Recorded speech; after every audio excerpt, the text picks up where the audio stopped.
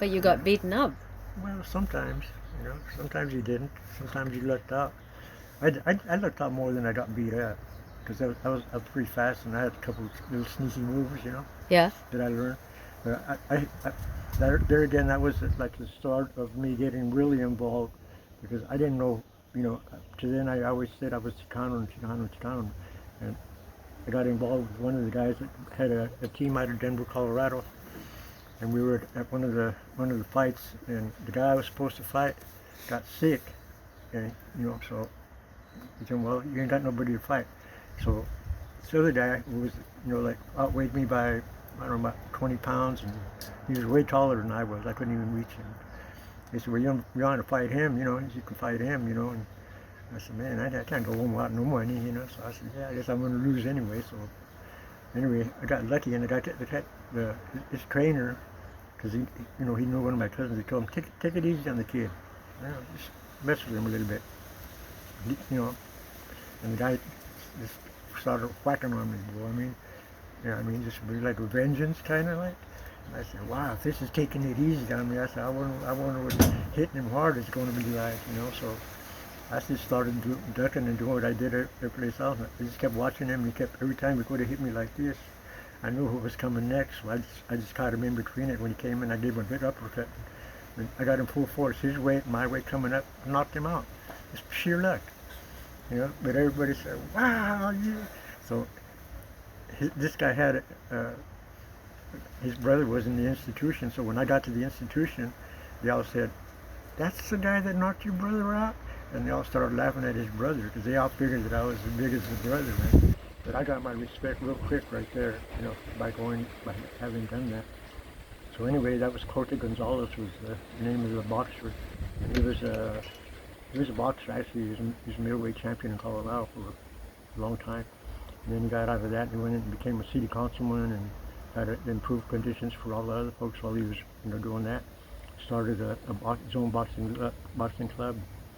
I went over there and boxed with him for a while and learned, you know, more things from there but it was the name of his Crusade for Justice. You could probably still look it up, Corte Gonzalez, Crusade for Justice.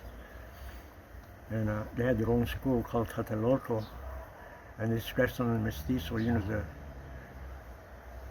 the mixed bloods, and all of the downtrodden kids and stuff. He would go to different orphanages and different institutions and take 20 or 30 kids out of there and take them to Elitch Gardens and different places where we'd never been, and take the kids out so for outing and stuff. And that was So he was kind of your mentor? yeah, he was my mentor. Did you know that you were Native American until then? Yeah, You knew. but nobody talked about it. Nobody. Why didn't anyone talk about it? Fear. Oh, this was still the time where you weren't allowed to show your Native American identity? Well, not there. There was, you go to places like in Wyoming and Montana and stuff, they still had a lot of the signs. I used to have a sign, I gave it to one of my friends. It said, "No dogs, no Indians allowed in this Yeah. bar." You know. We had those signs in India too. It Yeah. said no dogs, no Indians in India. That's Right? that same that they had. So anyway, we were in Rock Springs, Yeah. Wyoming, me and one of the other guys, and we were I think we were probably about 15 then. Because after that I went with my dad doing that sushi thing. 'Cause I kind of enjoyed just going to different states and stuff, Yeah. meeting different people. Yeah. But the work was hard, but actually pay wasn't all that bad because I wasn't getting paid nothing for doing nothing. So we come back and we were up there and we looked at the sign and it says Rock Springs, Wyoming, and had the name of the bar on it, and it said the date was something like 1817 or something like that on the sign. So everybody was in the party and that, and we went up and took the sign. We stole the sign and put it in the car. And we was halfway out of Wyoming, and he tells me, he said, "What are we going to do with the sign?" And one of our elders heard us. He said, "What sign?" He says, "Oh, he said, "You crazy?" And he went into a little tirade. He says, "You could hang and tell. They're hanging for doing shit like that in Wyoming." So anyway, that sign ended up here in California. I don't know where it's at now, my friend. Okay. And but that was how the times were then, and it was, we used to try to hitchhike on the road, and people would throw bottles at you, beers, they stop and make you run to catch up, and then take off on you, Why? just to mess with you. Cause you were native?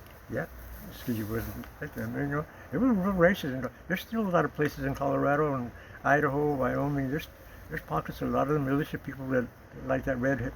Anyway, I don't even mention it. You know what I'm saying? But they're Did you ever visit your grandmother's or your grandfather's people, the Apache or the Navajo? yeah. We used to have what they called every year. We used to go up to the top of the mountain, and they'd have ceremonies up at the top of the mountain, and all the tribes got together. It was really like a And big. they were allowed to get together back then? The guy that owned the place was Indian, so nobody was there to hassle us.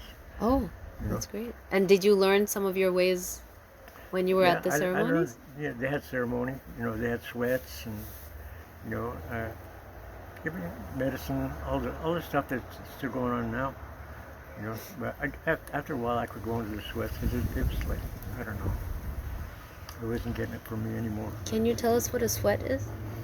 That's when you go into a little lodge, and actually it's like, back in Colorado, they used to use deer skin.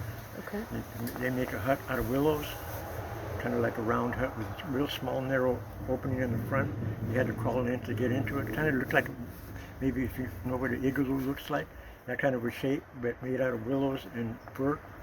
And then on the inside, they had a big pit that they dug, and they had rocks in there, and right on the bottom they had a bunch of rocks. And then what they would do, they have a bonfire outside, and the rocks would be heating up. So they bring the rocks in when they're hot. I think one of the rocks out there in the front is one of them rocks that came from there, one of the sweats. I think that red one. But those rocks like that, they get them inside, and they put them in the fire outside, and the two guys are the guys that bring them in, and all the people that are doing ceremony go inside the tent. You strip down to your shorts, and some people go without clothes, depending on how the genders are.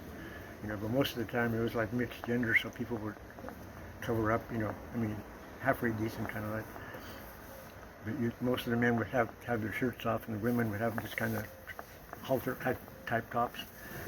But in the old days, they had separate sweats. The women had a sweat, and men had a sweat, and they didn't have any clothes. They went in there and just sweated.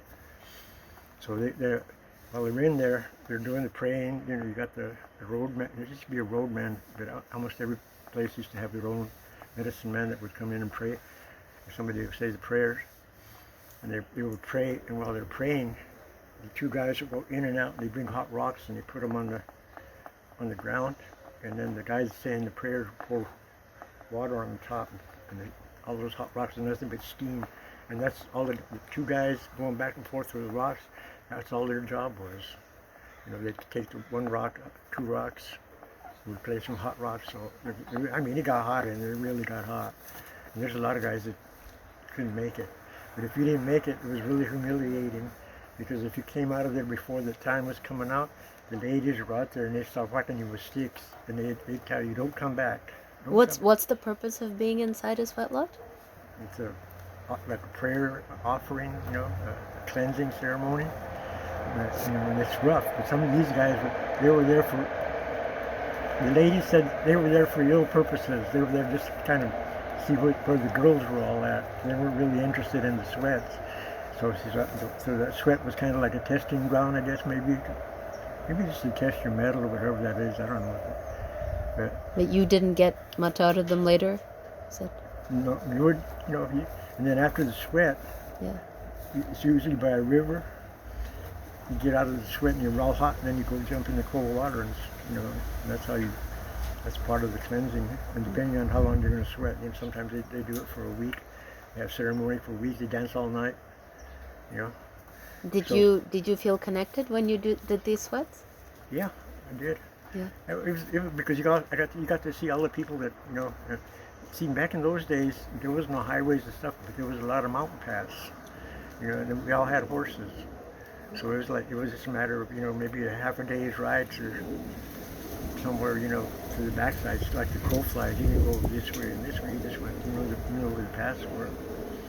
So you knew the passes? Yeah, we knew. You know, we all had, like I said, we all had horses back then, and we all got along. They were pretty good. And then when the cars came, they had like a Model T pickup truck that we had for a long time. We bought it, and that would get loaded up with all kinds of